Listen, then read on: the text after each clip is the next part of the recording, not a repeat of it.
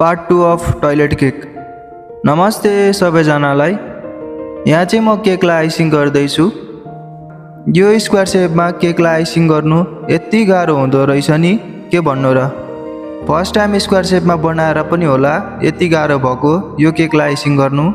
यता मिलायो उता बिग्रिन्छ, उता मिलायो यता बिग्रिन्छ, मिलाउँदा मिलाउँदा वाक्क भए। अनि तपाईहरु पनि यस्तै टॉयलेट केक या त प्राङ्क केक आफ्नो साथीहरुलाई दिनु मन छ भने मसँग कन्ट्याक्ट गर्न सक्नुहुन्छ। भद्रपुर चन्दगढी एरियातिर बस्नुहुन्छ भने मलाई अर्डर गर्न सक्नुहुन्छ। म होम डेलिभरी पनि गर्छु। अनि यो अर्डर गर्ने भाइलाई बर्थडे बोयको रियाक्सन भिडियो पनि बनाउनु भनेको थिए, तर बर्थडे बोयले अगाडि नै केक देखिहाल्यो अरे, त्यही भएर भिडियो बनाइन भन भाइले। भिडियो भएको भए तपाईहरुलाई पनि भाइको रियाक्सन भिडियो देखाउँथे। अनि यो टॉयलेटको कलर झिक्नुको लागि यतिवटा कलर मिक्स गरेर खोजे, बल्ल बल्ल यो टॉयलेट जस्तो कलर आयो। अब चाहिँ हाम्रो केक यस्तो भएको छ। कस्तो लाग्यो तपाईहरुलाई कमेन्ट गर्नु होला। धन्यवाद।